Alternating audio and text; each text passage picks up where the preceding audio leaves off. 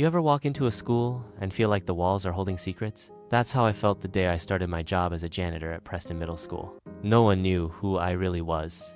Not the principal, not the teachers, not the students. They saw a quiet man with gray in his beard, a broom in his hand, and a slight limp in his step. What they didn't see was the Department of Education badge tucked inside my wallet. I wasn't there to clean floors. I was there to clean house. Preston had been flagged after a series of complaints, bullying cover-ups, missing grant funds, failing test scores despite reports that said otherwise. Something was rotten, and I'd seen enough in my 25 years as an investigator to know this place wasn't just neglectful, it was hiding something. I chose janitor duty for one reason. You see everything, from locker room whispers to hallway fights, from teachers breaking down in supply closets to office staff whispering about falsified records. My first week was quiet. Kids barely noticed me.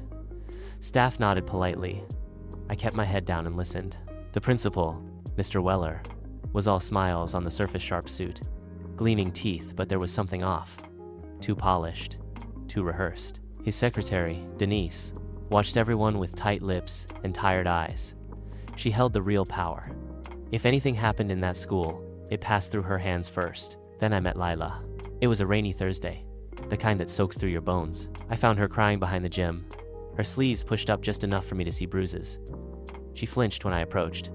I didn't ask questions. I just sat next to her, silent, until she spoke. Lila said she'd reported bullying to the counselor. 3 girls from wealthy families had been tormenting her, but instead of getting help, she got suspended for instigating. That night, I checked a small hidden camera I'd planted near the gym.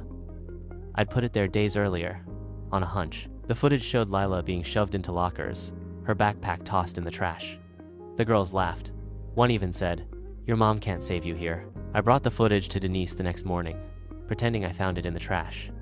Her eyes flicked to the hallway. She shut the office door. "Where did you really get this?" she asked. I said nothing. She stared at me for a long time, then sighed. "Wait here." 10 minutes later, she returned with a manila envelope and slipped it into my cart. No words, just a look that said more than she ever could. Inside were damning documents, internal emails, buried student complaints, budget reports with suspicious edits. One email read, "Lila, mom threatened lawsuit. Suppress before Friday." The further I dug, the worse it got. Grant money meant for special education students had been rerouted used to build a coach's lounge, complete with massage chairs and a flat screen. Teachers who asked questions found themselves reassigned or fired. One janitor had been quietly let go.